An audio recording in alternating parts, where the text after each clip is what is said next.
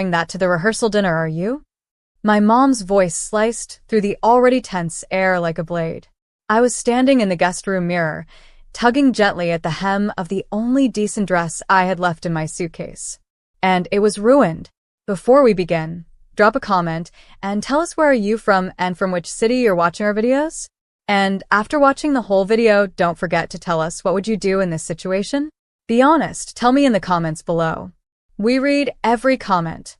Let's begin. All my clothes had holes in them. Precise, deliberate slashes, just big enough to be unwearable, just cruel enough to make me question my sanity. The moment I'd lifted the lid of my luggage that morning, I knew it wasn't an accident. The tears were too clean, too intentional. Now she stood behind me, arms folded, the same smug tilt to her chin she wore when I was 8, and she'd told me, "You'll never be as pretty as your cousin Charlotte." This, she said, gesturing toward the shredded fabric dangling from my hands, actually suits you better than what you usually wear. Makes a statement. Desperate. Honest. I turned slowly. My voice was low but steady. Why would you do this? My mom didn't blink. You always make everything about you, Hannah. It's your brother's weekend. Maybe it's time you accepted your place. My Aunt Carol cackled from the doorway, wine glass in hand at 11 in the morning. She's right, sweetie. Honestly, maybe with a few holes in your dress, some desperate man might finally take pity on you. Might even find a date, huh? They laughed like I wasn't even in the room. They didn't know. No one in that house, not my brother Brandon, not my dad, not the cousins or even the bride-to-be, knew the one thing I'd kept hidden for over a year. I was already married. And not just married, secretly married to a billionaire who chose to stay out of the spotlight. By my choice. I wanted to protect our peace. I didn't want my toxic family leeching off him the way they leeched off each other. But that decision came with a price. They still saw me as the failure, the invisible one, the burden, the plain daughter who had settled into a life of mediocrity, as my mom once phrased it. I hadn't told them about Nathaniel for a reason. But today, I wasn't sure I could keep it in anymore. Because he was coming. Not because I asked him to. Not because I cried on the phone. But because when I told him my mom slashed my clothes and mocked me to my face, he simply said, "Send me the address."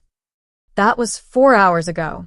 Now, I sat on the edge of my twin bed in the dusty upstairs guest room, the same room they made me sleep in as a kid whenever relatives visited, wearing a t-shirt I found at the bottom of my suitcase and jeans with holes I didn't remember buying. The rehearsal dinner was in 3 hours. The house was chaos. Hair dryers blasting. Bridesmaids yelling. My brother laughing too loudly downstairs, trying too hard to show off for his fiancée's family. None of them noticed I hadn't come down since the incident. None of them noticed I'd gone silent. None of them knew what was about to walk through that front door. When the doorbell rang, my mother shouted from the kitchen without looking up, "Hannah, get the door. You're not doing anything useful anyway." I walked down slowly, deliberately, and then I opened it. There he stood, 6'2", broad-shouldered, wearing a tailored charcoal suit and a jawline sharp enough to slice egos in half. His brown eyes scanned me first, noting my torn jeans, the faded t-shirt, the raw tension in my jaw, then drifted inside the house. His gaze cooled. "Are you okay?" he asked, quietly enough that only I could hear. I nodded once, swallowed hard. "You came," I whispered. He leaned forward and kissed my cheek. Of course I came. Then he stepped inside. My aunt was the first to spot him. She dropped her glass on the floor, the sound of shattering crystal breaking the hum of conversation like a gunshot. My mother turned, ready to scold, until she saw who had just entered her house. And her face went pale. Nathaniel offered his hand, calm and commanding. Nathaniel Ward, Hannah's husband. The room stilled. The room froze. My mom blinked, mouth parting, but no words came. My brother stood mid-step at the stairs, staring like he was trying to process whether this was a prank. My dad, who never looked up from his newspaper, lowered it an inch and stared. I watched it all in silence. Every smirk, every cruel joke, Every you'll die alone, whispered behind my back. It all died in that moment, right there on their faces. Nathaniel didn't stop there. He reached into his coat pocket and pulled out a tiny velvet box, handed it to me like it was nothing. I opened it slowly. Inside was a replacement dress. A tag from a designer my mom used to say was for real women, not people like you. I know what they did, he said, still facing my mother. I'll be taking Hannah shopping later. But for tonight, I thought you might like this one. Silence. You could hear the air conditioning hum. Then, softly, he added, I don't tolerate people hurting my wife. Not with words. Not with scissors. And just like that, he wrapped an arm around my waist, kissed the side of my head, and said, Come on, babe. Let's get ready. We've got a wedding to ruin. The silence behind us was delicious. But the story was just getting started. Because Nathaniel had one more plan. And it involved tomorrow. At the wedding. Where he'd make sure no one in my family, no one, would ever look at me the same again. The sun had already started to set when we arrived at the rehearsal dinner venue. It was a fancy waterfront restaurant my family rented out just to impress the bride's wealthy parents. Every table had champagne glasses already poured, every seat had gold-trimmed place cards, and every person inside already had an opinion about me. Except this time, they weren't laughing. Nathaniel didn't let go of my hand once. Heads turned the moment we walked in. Conversations dropped off mid-sentence. I caught glimpses of widened eyes, the subtle nudges between relatives who had never once asked how I was doing over the last 2 years. My cousin Charlotte's jaw was practically on her plate. My brother's fiancé blinked at us like we'd walked in wearing Halloween costumes. My brother, Brandon, was standing by the head table. When he saw us, his face tightened. I could tell he didn't recognize Nathaniel at first. Not until one of the groomsmen leaned in and whispered something. Then his expression changed fast. Is that? I heard someone mutter behind us. Nathaniel pulled out a chair for me. Quietly. Casually. Then sat beside me like he owned the place. My mom hadn't said a word since the front door earlier.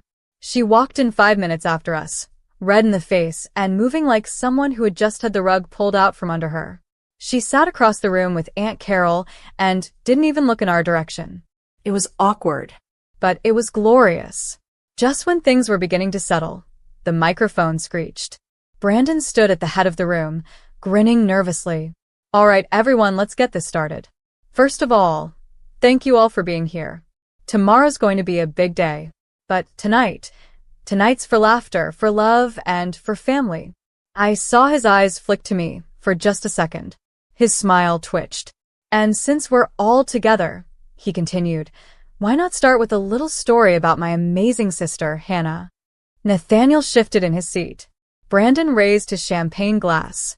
Hannah, the girl who once tripped over her own shoelace at my middle school graduation and took down the cake table. You remember that, right? A few awkward chuckles around the room. I didn't say a word. Brandon grinned wider. Don't worry, sis. We're not expecting you to make a scene this time. Though, I gotta say, the outfit's bold. The room rippled with uneasy laughter. Nathaniel stood. Calmly. Confidently. The room went dead quiet. Actually, he said, voice even. If anyone here owes someone a toast, it's me. Brandon blinked. Nathaniel continued. To Hannah, who stood strong when others mocked her. Who held her head high when her own family tried to humiliate her. And who, despite everything, has more class in one ruined dress than some people have in their entire overpriced suit. Aunt Carol choked on her drink. Nathaniel raised his glass. To my wife. And to knowing your worth, even when the people closest to you forget it. He clinked his glass against mine. The silence was louder than the toast. And then Brandon muttered, Wait, wife. Someone gasped. My mother dropped her fork. Nathaniel glanced around the room and spoke again, quieter this time. Yes. I'm Hannah's husband. I wanted to meet her family before tomorrow, but it seems I already have. He sat down like nothing happened. My brother stood there, frozen. His fiancée tugged at his sleeve, whispering something urgent. My mom looked like she'd aged 10 years in 10 minutes. And me? I just smiled and took a sip of my champagne, because they still had no idea what was coming tomorrow. Not yet, but soon, very soon. The morning of the wedding started with chaos. Bridesmaids rushing in silk robes, groomsmen pretending not to be hungover, makeup artists, flower arrangements, and tension thick enough to cut with a knife. I stayed quiet in the corner room of the hotel suite, alone. No one invited me to the bridal prep suite. No one texted to check in, not even Brandon. Nathaniel had left early to make a few arrangements. He kissed my forehead before he walked out and said only 4 words. Be ready by noon. I didn't ask questions. I didn't need to. His calm confidence had become my anchor. Whatever he was planning, I trusted him with it. At exactly 11:45 a.m., there was a knock at my door. I opened it to find a tall woman in a black pantsuit holding a sleek, white garment bag. She smiled and said, "From Mr. Ward." Inside was a custom, floor-length gown in a deep sapphire blue, silk, structured, stunning. It hugged every inch of me, in all the right ways. The neckline dipped tastefully. The back shimmered. There was a pair of heels, earrings, and even a subtle diamond bracelet in the box. There was also a note. They tried to make you look small. Today, we remind them who you are. I dressed in silence. At exactly noon, a luxury black car pulled up. The driver opened the door with a quiet Mrs. Ward. I stepped in, heart pounding. The venue was a massive estate on the edge of a private lake, all glass, gold accents, and polished floors. Guests were already arriving. Rows of chairs lined the lawn. Photographers fluttered like birds. As I walked across the gravel path toward the main garden, heads began to turn again. They saw me before they saw him. And when they saw him, coming up the steps behind me in a dark suit and shades, they finally understood. Nathaniel wasn't just handsome. He wasn't just rich. He was the reason sponsors had pulled out of Brandon's startup last year. He was the quiet investor behind the firm that outbid Brandon for that downtown office space. And he was the man whose tech company had just been featured in Forbes as the fastest-growing private firm in the U.S. My brother turned ghost white. He walked over slowly, pulling at his collar. "Hannah," he said through gritted teeth, "what the hell is going on?" Nathaniel stepped forward. "Let me help you understand." He pulled out a small envelope. "This is a contract your startup signed last year. You were so desperate for funding you didn't look closely at the fine print." Brandon snatched the envelope and scanned it. "Clause 3.2, Nathaniel said. "If your revenue drops below projections by 35% within 6 months, controlling interest transfers to the silent investor." My brother's mouth fell open. No. "That's not." "It is." I stepped forward now, voice steady. "And guess who that investor was?" Brandon looked between us. Nathaniel didn't even blink. "Me." The blood drained from Brandon's face. "You bought out my company?" "No," Nathaniel said coldly. She did. "I just made the paperwork possible." I could see my mom approaching now, fast. "You can't do this," she snapped. "This is Brandon's big day." I turned slowly. "I didn't ruin anything," I said. "I just showed up. Something you taught me never to do." Then I looked straight at my Aunt Carol, who had just appeared next to my mother, visibly rattled. "And maybe," I added, "you should have picked a different hobby than ripping at my clothes. Because karma stitches faster than you think." My words hung in the air like thunder. And for the first time in years, no one had anything to say back. But the day wasn't over. Nathaniel hadn't even revealed the real surprise yet. That was still to come, right before the ceremony, when everyone would have no choice but to listen. The ceremony began right on time. Despite the tension, despite the rumors now swirling between relatives like wildfire, Brandon stood tall beneath the archway of white roses. His fiancée, Danielle, looked perfect, almost too perfect. Her smile was fixed, her posture military straight. But her eyes kept flicking toward us. Toward me. And Nathaniel. Rows of guests turned in their seats when we approached. We didn't sneak in quietly. We walked down the center aisle like we belonged there because we did. I wasn't hiding anymore. Nathaniel held my hand. And this time I didn't let go either.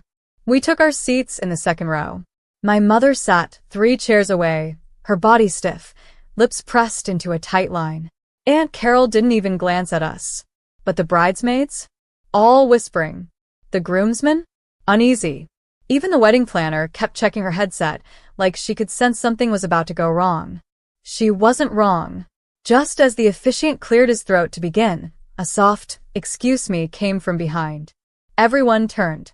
A young man in a gray suit stepped forward, holding a clipboard and a badge. He handed something to Brandon, then whispered quickly in his ear. Brandon's eyes widened. Danielle leaned in, whispering sharply. He shook his head, then looked directly at me. "What the hell is this?" he called out suddenly. Whispers rippled through the audience. Nathaniel stood up. Calmly. Smoothly.